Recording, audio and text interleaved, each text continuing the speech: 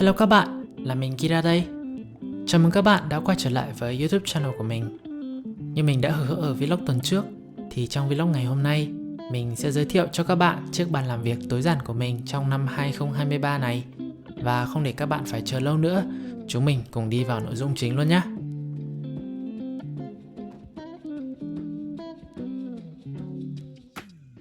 Đầu tiên thì mình muốn chia sẻ với các bạn là mình đã thay đổi vị trí của bàn làm việc. Và đây thật sự là một quyết định đúng đắn khi việc làm này nó giúp không gian làm việc của mình trở nên xịn sò hơn, sáng sủa hơn và trông cũng rất là Pinterest. Trước đây thì mình từng đặt bàn làm việc ở đối diện với bức tường phía bên trái của căn phòng. Tuy nhiên thì đầu năm nay mình đã đẩy sang hướng ô cửa sổ.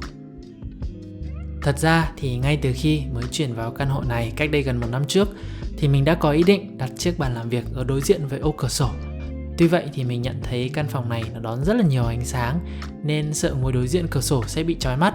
Vì thế mà mình đã quyết định đẩy bàn làm việc vào góc tường. Bây giờ khi ngồi làm việc ở hướng này thì đôi lúc mình vẫn bị chói mắt, nhất là trong khung giờ khoảng 10 giờ sáng cho đến 2 giờ chiều, vì lúc đó ánh nắng chiếu trực tiếp vào căn phòng. Cơ mà những lúc như vậy thì mình sẽ kéo chiếc rèm mỏng vào để hạn chế ánh sáng, còn nếu mà vẫn sáng quá thì mình sẽ kéo thêm cả tấm rèm dày vào. Nhưng mà phải công nhận với các bạn một điều rằng đặt bàn làm việc ở đối diện ô cửa sổ, nơi có nhiều ánh sáng, khiến mình cảm thấy có nhiều năng lượng hơn, có nhiều động lực để học và làm việc hơn so với cái hồi để bàn đối diện với mặt tường á. Mà cũng có thể đó chỉ là cảm nhận của riêng cá nhân mình thôi ha. Về chiếc bàn làm việc thì đây là bàn nâng hạ chiều cao AP1 Smart Desk Pro, bao gồm khung bàn màu đen có thể điều chỉnh được độ cao từ 60cm đến 125cm. Cùng với đó là chiếc mặt bàn màu trắng có kích thước dài 180cm, rộng 70cm, dày 3,5cm và được làm từ gỗ công nghiệp phủ melamine. Bản thân mình đã sử dụng chiếc bàn này được gần 1 năm nay và phải nói rằng chiếc bàn làm việc nâng hạ độ cao này đã đem lại cho mình rất là nhiều lợi ích ở cả mặt sức khỏe thể chất lẫn tinh thần. Cụ thể, mình có thể học và làm việc ở 2 tư thế khác nhau, đó là ngồi và đứng. Nếu như ngồi là một tư thế mặc định khi học và làm việc, thì không phải ai cũng biết được lợi ích mà tư thế đứng sẽ đem lại trong việc cải thiện hiệu quả làm việc. Rất nhiều nghiên cứu đã chỉ ra rằng đứng làm việc sẽ giúp cải thiện tâm trạng, tăng năng lượng và năng suất làm việc, cũng như đem lại lợi ích về mặt sức khỏe thể chất như giảm đau lưng, giảm mức đường huyết và nguy cơ mắc bệnh tiểu đường, bệnh tim, vân vân. Tất nhiên, với những người không có thói quen đứng làm việc thì nó sẽ khiến bạn cảm thấy đau mỏi chân, nhưng mình nghĩ đó chỉ là trong thời gian đầu thôi. Sau này khi đã làm quen được với việc duy trì tư thế đứng trong một thời gian dài, bạn sẽ cảm thấy muốn được đứng lâu hơn để làm việc. Cá nhân mình thường xuyên hoán đổi giữa 2 tư thế đứng và ngồi trong một buổi làm việc. Ví dụ, sau bữa sáng thì mình sẽ ngồi để làm việc trong khoảng 1 tiếng, rồi sau đó sẽ nâng bàn cao lên để đứng làm việc trong khoảng thời gian còn lại. Đặc biệt, đứng làm việc còn trở nên rất là hiệu quả trong 2 trường hợp. Thứ nhất là khi mình đang thu âm, bởi vì mình cảm thấy việc đứng thu âm cho phép mình được cử động cơ thể một cách thoải mái hơn, thay vì phải ngồi và chỉ được cử động mỗi 2 bàn tay. Và thứ hai, đó là khi mình cảm thấy buồn ngủ. Tin mình đi, những lúc buồn ngủ, chỉ cần đứng dậy và làm việc là hết buồn ngủ ngay lập tức. Để biết chi tiết hơn về chiếc bàn làm việc này, các bạn có thể xem và tham khảo trong vlog Desk Setup trước của mình nhé. Bây giờ, mình sẽ giới thiệu với các bạn những món đồ, thiết bị điện tử mà mình đặt trên bàn nhé. Từ phía tay trái, các bạn sẽ thấy chiếc ổ đựng dây điện Ugreen, đèn bàn Xiaomi Mijia, chiếc hình nộm nhân vật Kira nhỏ xinh mà một bạn follower đã tặng mình và chiếc cốc Starbucks đựng bút chì màu để sử dụng cho việc viết sổ tay cá nhân. Đây đều là những món đồ quen thuộc đã gắn bó với mình từ những ngày vẫn còn ngồi học và làm việc ở bàn làm việc cũ ở nhà bố mẹ. Chiếc hộp đựng dây điện Ugreen này quả thực đã giúp mình giải quyết được bài toán khó liên quan đến việc quản lý đống dây điện trên mặt bàn, và mình xin phép được để dành chuyên mục này ở phần sau của vlog nha. Nói về chiếc đèn bàn Xiaomi Mijia này thì đây vẫn luôn nằm trong mục Best Buy của mình từ trước đến giờ. Chiếc đèn LED này cho phép mình được điều chỉnh độ sáng cũng như là màu sắc, phù hợp với nhu cầu sử dụng. Tính đến giờ thì mình đã sử dụng chiếc đèn này được tròn 2 năm và chiếc đèn đã đồng hành cùng mình qua suốt những năm tháng ngồi viết luận văn tốt nghiệp thạc sĩ, cũng như là xuất hiện ở trong mọi vlog study with me mà mình đã đăng trên kênh YouTube cá nhân của mình. Ở ngay giữa mặt bàn, mình có đặt một chiếc kệ màn hình màu trắng có kích thước dài 120cm, rộng 23cm. Phía bên phải có 2 ngăn ở trên mình đặt iPad. Ngăn dưới có một chiếc khay gỗ dùng để đựng một số vật dụng thiết yếu mà mình thường sử dụng trên bàn làm việc. Ví dụ như là bộ truyền đổi USB này, dây tai nghe, vân vân. Ở góc bên trái dưới kệ màn hình, mình có để chiếc sổ tay cá nhân Hobonichi năm 2023 cùng với chiếc hộp bút của mình. Đây là những món đồ thiết yếu giúp mình lên kế hoạch chi tiết mỗi ngày, bên cạnh ứng dụng Google Calendar và Notion mà mình thường xuyên sử dụng trên máy tính. Ở phía trên của kệ màn hình, mình có đặt chiếc giá đỡ cho tai nghe Sony WH-1000XM4. Đây cũng là một món đồ gần như không thể thiếu trong cuộc sống thường nhật của mình, bởi mình không chỉ sử dụng chiếc tai nghe trong lúc mình học, làm việc, mà còn là trong lúc nấu ăn, đi tập gym và thậm chí là lúc đi ngủ, trong trường hợp có tiếng ồn ở phía ngoài khiến mình không thể nào ngủ nổi. Hiện giờ thì đã có phiên bản mới hơn là Sony WH-1000XM5 với thiết kế bắt mắt hơn và tính năng nổi bật hơn. Nhưng mà cá nhân mình vẫn ưng chiếc tai nghe Sony đời XM4 hiện tại vì một lý do duy nhất, đó là chiếc tai nghe này có thể dễ dàng gập được và nhét gọn vào ba lô, trong khi chiếc tai đời mới XM5 lại không được.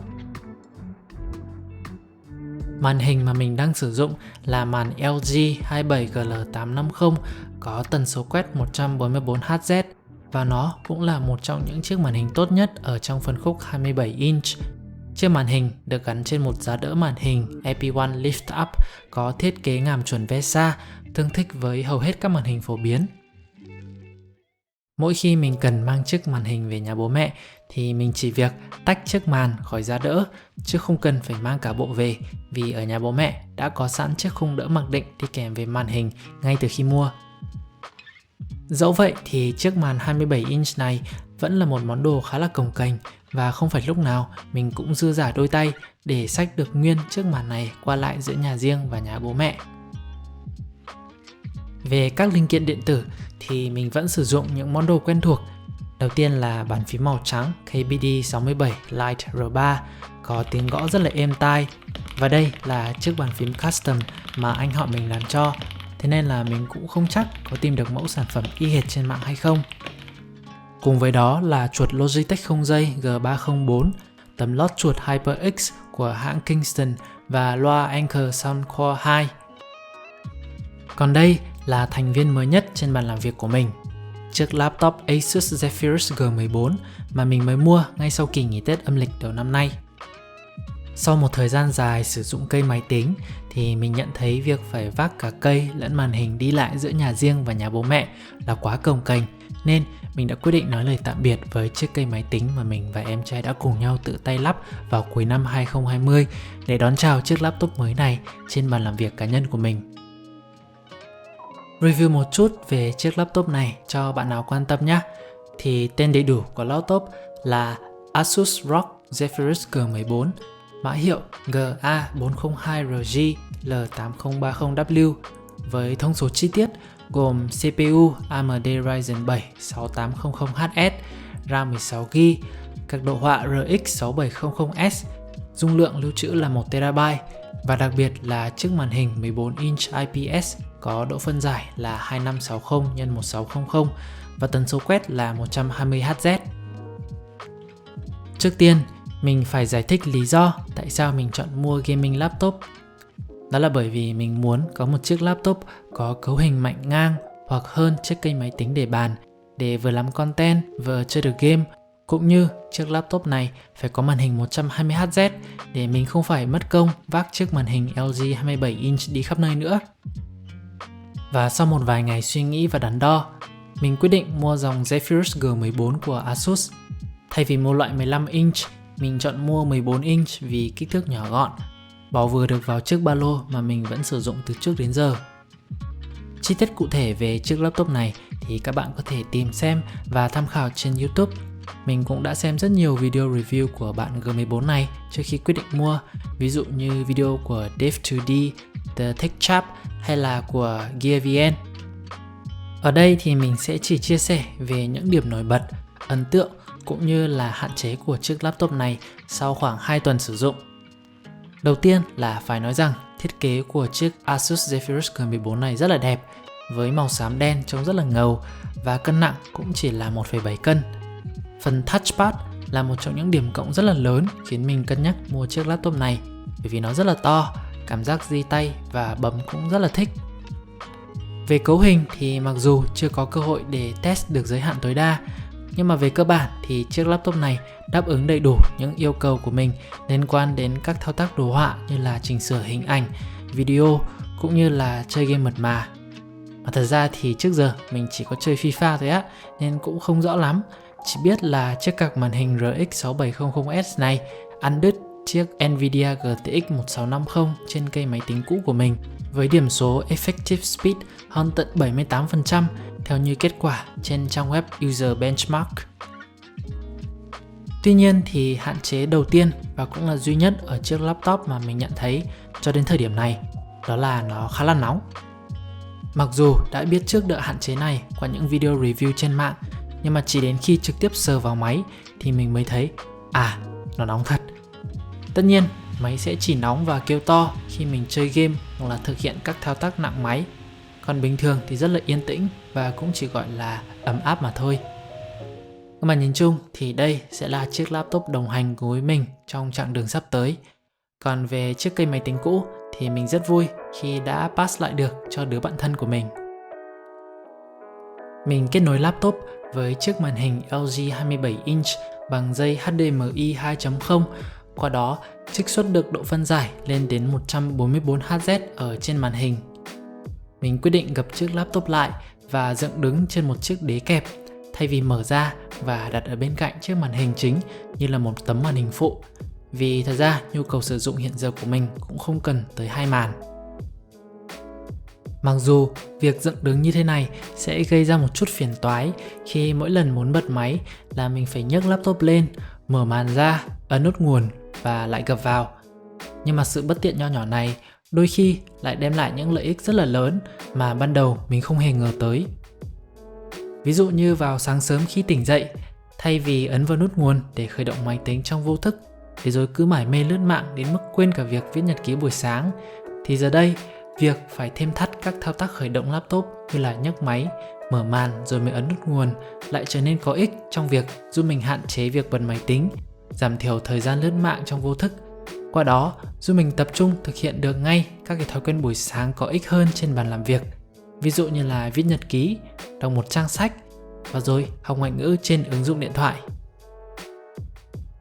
Bên cạnh chiếc laptop thì còn có chiếc tay cầm PS5 được kết nối thông qua Bluetooth để mình chơi game FIFA, và chiếc đèn đốt nến cùng lọ nến thơm Yankee Candle mùi hương My Serenity.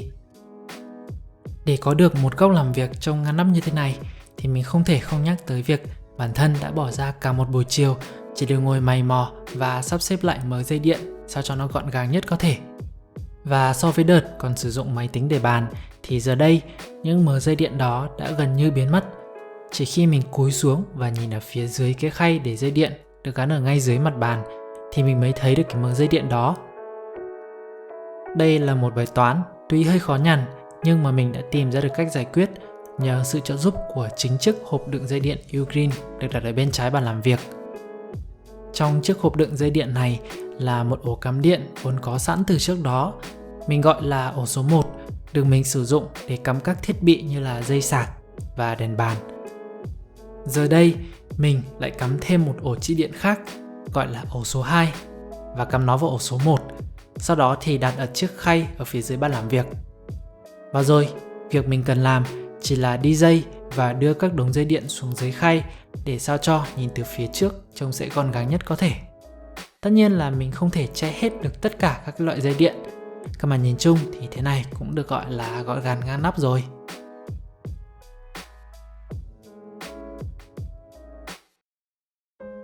Và đó là tất cả những gì về chiếc bàn làm việc tối giản của mình trong đầu năm 2023 này. có thể sẽ có rất nhiều bạn nghĩ rằng thế này mà gọi là tối giản hả? Thì đối với mình, tối giản ở đây không phải là càng ít càng tốt, mà quan trọng là trên bàn làm việc chỉ có những món đồ thiết yếu mà mình cần sử dụng thường xuyên và chúng đem lại những lợi ích cho mình ở những khía cạnh khác nhau. Ví dụ, mình không thể cất sổ tay và hộp bút vào tủ kéo vì mình luôn sử dụng nó hàng ngày. Cũng như là mình không thể bỏ đi chiếc màn hình và bàn phím đi và chỉ để lại mỗi chiếc laptop vì nó giúp mình thực hiện các thao tác trên máy tính một cách thoải mái hơn. Hay là với chiếc đèn đốt nến thì mình vẫn luôn giữ ở đó bởi hương thơm luôn là một yếu tố ít nhiều giúp cải thiện tâm trạng và khả năng làm việc cá nhân. Vì thế, nhìn từ góc độ của một content creator thì mình nghĩ rằng đây là một chiếc bàn làm việc gọn gàng, ngăn nắp và tối giản. Cảm ơn các bạn đã theo dõi chiếc vlog Desk Setup của mình và hy vọng chiếc vlog này sẽ truyền một chút cảm hứng để các bạn có thể bắt tay vào việc dọn dẹp, setup lại chiếc bàn làm việc trong một năm mới năng suất hơn, hiệu quả hơn. Hẹn gặp lại các bạn trong các vlog sắp tới nha. Bye!